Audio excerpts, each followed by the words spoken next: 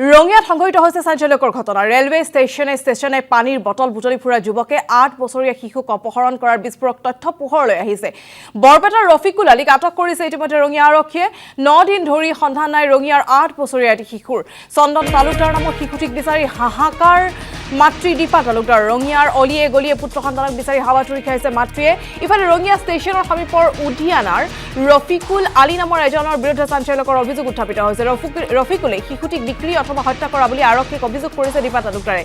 মাতৃৰ অভিযোগৰ ভিত্তিত আৰক্ষীয়ে গ্ৰেপ্তাৰ কৰিছে ড্ৰাগছ আসক্ত ৰফিকুল আলীক।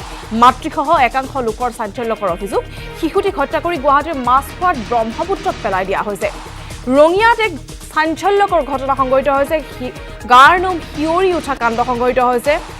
ৰেলৱে ষ্টেচনে পানীৰ বটল বুটলি ফুৰা এক যুৱকে 8 বছৰীয়া শিশুক অপহৰণ কৰাৰ বিস্ফোৰক তথ্য পোহৰলৈ আহিছে। বৰপেটাৰ ৰফিকুল আলীক আটক কৰিছে ৰঙিয়া আৰক্ষীয়ে। এই ঘটনা সংক্ৰান্তত ৰফিকুল আলীক আটক কৰা হৈছে। ৰঙিয়া আৰক্ষীয়ে আটক কৰিছে। 9 দিন ধৰি সন্ধান নাই ৰঙিয়াৰ 8 বছৰীয়া এটি শিশুৰ। চন্দন তালুকদাৰ নামৰ এই শিশুটিক বিচাৰি এতিয়া হাহাকাৰ কৰিছে মাতৃ দীপা তালুকদাৰে। ৰঙিয়াৰ অলিয়ে গলিয়ে পুত্ৰ সন্তানক বিচাৰি এইদৰে হাবাথুৰি খাইছে মাতৃয়ে। ইফালে ৰঙিয়া ষ্টেচনৰ সমীপৰ উদিয়ানাৰ ৰফিকুল আলী নামৰ এজনৰ বিৰুদ্ধে চাঞ্চল্যকৰ অভিযোগ উত্থাপিত হৈছে। ৰফিকুলে শিশুটিক বিক্ৰী অথবা হত্যা কৰা বুলি আৰক্ষীক অভিযোগ উত্থাপন কৰিছে মাতৃ দীপা তালুকদাৰে। মাতৃৰ অভিযোগৰ ভিত্তিতেই আৰক্ষীয়ে গ্ৰেপ্তাৰ কৰিছে ড্ৰাগছ আসক্ত ৰফিকুল আলীক। মাতৃসহ একাংশ লোকৰ চাঞ্চল্যকৰ অভিযোগ যে শিশুটিক হত্যা কৰি গুৱাহাটীৰ মাছখোৱাত ব্ৰহ্মপুত্ৰত পেলাই দিয়া হৈছে।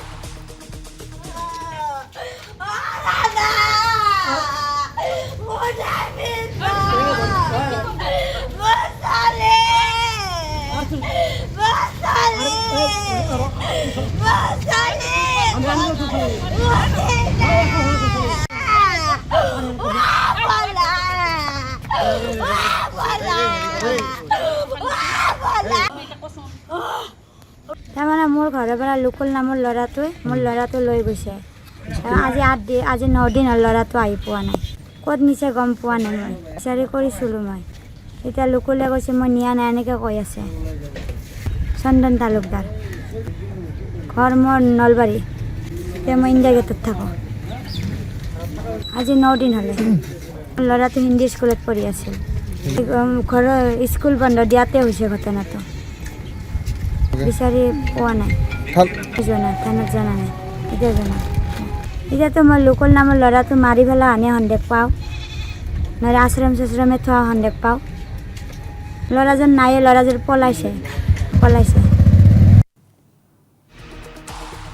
আৰু এই ঘটনা সন্দৰ্ভত সবিশেষ খবৰ জানিবলৈ আমি সংযুক্ত হৈছোঁ আমাৰ ৰঙিয়াৰ সাংবাদিক ফাৰুক হুছেইনৰ সৈতে।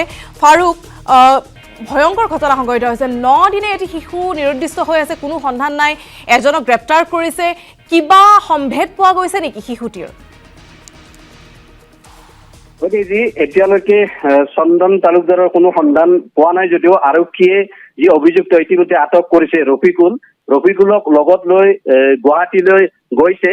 তাত সন্ধান উলিয়াব পাৰি নেকি ইতিমধ্যে বিচাৰ খোচাৰ কৰিছে। আৰু আৰক্ষীৰ আগত যি অভিযুক্তই এতিয়ালৈকে জানিব পৰা মতে মাছখোৱাৰ ব্ৰহ্মপুত্ৰত পৰি যোৱা বুলি কৈছে আচলতে শিশুটি। কিন্তু সেয়া কিমান দূৰ সত্য আৰক্ষীয়ে সেয়া তদন্ত কৰিছে। কিন্তু অভিযোগ অনুসৰি যি ড্ৰাগছ আসক্ত ৰফিকুলে শিশুটিক গুৱাহাটীলৈ লৈ গৈ তাত কৰবাত হয়তো মাছখোৱাৰ আশে পাশে ব্ৰহ্মপুত্ৰত পেলাই যোৱা বুলি এটা অভিযোগ উত্থাপন হৈছে। ইতিমধ্যে যি নিৰুদ্দিষ্ট শিশুটিৰ মাতৃয়েও সেই অভিযোগ কৰিছে আৰু একাংশ লোকেও।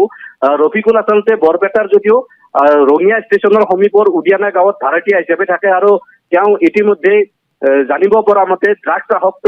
আৰু লগতে ষ্টেচনত যি প্লাষ্টিকৰ বটল বুটলি ফুৰে আৰু শিশুটি নিৰ্দিষ্ট তেওঁক লগত লৈ অতি কৌশলেৰে প্ৰায় 9 দিন পূৰ্বে কৌশলেৰে গুৱাহাটীলৈ লৈ গৈছিল। আৰু তেতিয়াৰ পৰাই শিশুটি নিখোজ হৈ আছে। আৰু যোৱা নিশা ইতিমধ্যে আটক কৰিছে আৰক্ষী আৰু অভিযুক্তক লগত লৈ বিচাৰ খোচাৰ আৰম্ভ কৰিছে। কিন্তু এইখিনিতে উল্লেখ কৰিব লাগিব যে ড্ৰাগছ আসক্ত ৰফিকুলে আচলতে কি কাৰণে তেওঁ লগত লৈ গৈছিল আৰু কি ধৰণে নিখোজ হৈ পৰিল, হত্যা নে নিখোজ হৈ আছে, হত্যা নে আন কিবা, সেয়া ইতিমধ্যে আৰক্ষীয়ে তদন্ত আৰম্ভ কৰিছে।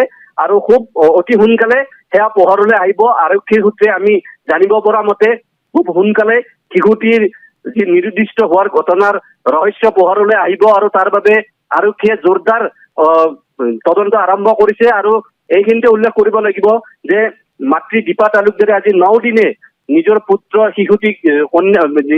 শিশুটিক বিচাৰি ৰঙিয়াৰ অলিয়ে গলিয়ে চলাত কৰি ফুৰিছে আৰু লগতে বিভিন্ন ঠাইত বিচাৰ খোচাৰ কৰিও কোনো সদুত্তৰ পোৱা নাই। আচলতে যি অভিযুক্তৰ ঘৰলৈও গৈছিল, কিন্তু তাৰ পৰাও কোনো সদুত্তৰ নাপায়। তেওঁ আৰক্ষীৰ কাষ চাপে আৰু আৰক্ষীয়ে লগে লগে তদন্ত আৰম্ভ কৰি অনুসন্ধান আৰম্ভ কৰি অভিযুক্তক গ্ৰেপ্তাৰ কৰিছে। আৰু পৰৱৰ্তী সময়ত আমি এই বিষয়ে বিতং তথ্য পোহৰলৈ আনিবলৈ সক্ষম হ'ম।